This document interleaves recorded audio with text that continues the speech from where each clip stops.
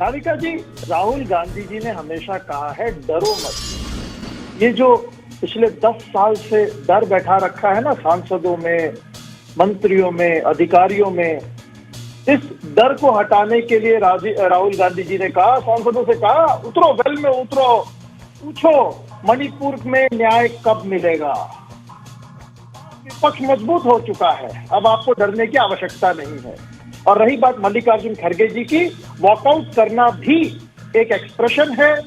और अगर जी मणिपुर के ऊपर जवाब नहीं दे रहे तो विपक्ष उस पूरी डिबेट को निरर्थक मानता है। इसका कोई अर्थ? चुनाव के पहले भाजपा एक सुरमा भोपाली की तरह थी, बड़े बड़ी ढींगे हाँक रही थी, लेकिन चुनाव के बाद में बात करती है संविधान की, कहते कि भाई तुम हमसे झूठ बुलवाते हो, हमने झूठ नहीं कहा, उल्टे झूठे तुम खुद हो। सरकार को अब मुद्दों पर बात करनी होगी। ये जो मोशन है इसे राजनीतिक स्पीच नहीं, मुद्दों पर तय करना होगा।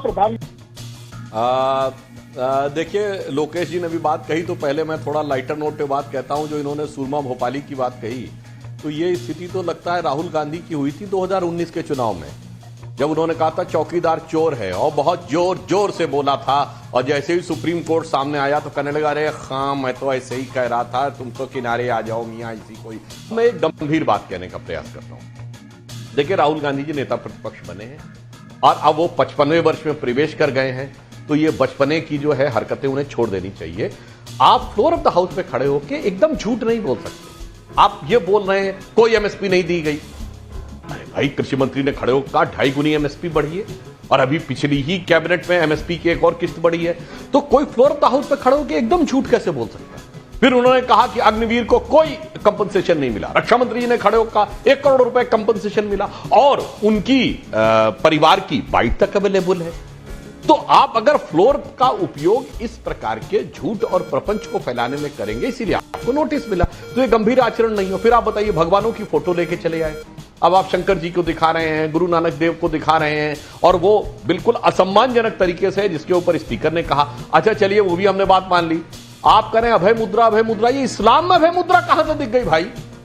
उसमें तो कोई चित्र नहीं होता है, कहां से इल्हाम हो गया, इल्म हो गया कि फजल हो गया ऊपर से। कोई उलेमाए इकराम बताए कि इस्लाम ने अभय मुद्रा, वैसे किसी उलेमा ने अभी तक आपत्ति नहीं की है।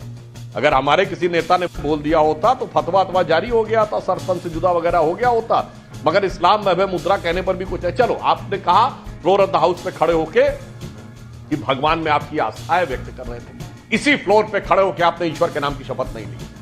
कोई जाके चेक कर ले, राहुल गांधी ने सोलेमली अफर्म कहा है, ईश्वर के नाम की शपथ नहीं ली है, सत्यनिष्ठा की शपथ ली है। आपका अधिकार है, पर अगर शपथ ईश्वर के नाम की नहीं है, फिर उसी फ्लोर पे खड़े होकर करें मैं ईश्वर का बड़ा भारी भक्त हूं, ये लगता है कि आप दोहरा चरित्र दिखा रहे हैं। और 2014 में ईश्वर के नाम की शपथ ली थी राहुल गांधी ने, और हिंदी में ली थी। 2024 में सोलेमली अफर्म किया है अंग्रेजी में, और फिर आके सदन के पटल पे भगवानों की फोटो दिखा रहे हैं असम्मानजनक तरीके से, और बचाव का ये तरीका लगा रहे हैं कि साहब हम तो बहुत बड़े ईश्वर के भक्त हैं। इसलिए ये जो आपका अमर्यादित आचरण है, इसी को जो प्रधानमंत्री जी ने कहा है, मैं दर्शकों के विवेक पे छोड़ता हूं।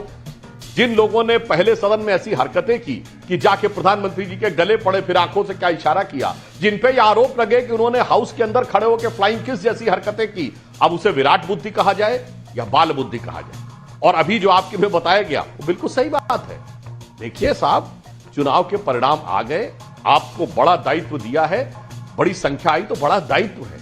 आप उस पद पर हैं जिस पर अटल बिहारी वाजपेयी, अडवाणी जी, सुषमा जी और जेटली जी रहे हैं। क्या हमारे किसी नेता प्रतिपक्ष का आपको ऐसा दृश्य दिखा सकते हैं जैसे खड़गे जी बेल में चले गए, जो कह रहा हो अपने लोगों से उकसा रहा हो, चलो चलो?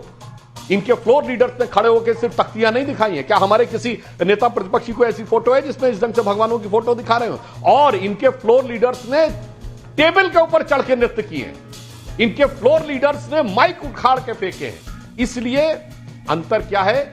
सदन के पटल पे बोलने में समस्या। और जिस विषय के लिए नारा लगा रहे थे, ये बताइए, ये लोकसभा में मणिपुर पे नारा लगा रहे थे, 21 घंटे का समय दिया गया था। 21 घंटे।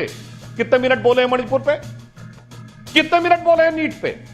मैं जानना चाहता हूं। जब बोलने का मौका आया सदन के पटल पर तो नहीं बोलना है और केवल बवाल करना है और फिर बाहर आकर वितंडावाद करना है। इसीलिए प्रधानमंत्री जी ने आज बहुत व्यवस्थित तरीके से सारी बातों के सारे उत्तर जाकर उन्होंने दिए हैं और इस कारण से ये एक्सपोज होते चले जा रहे हैं शुरुआती दौर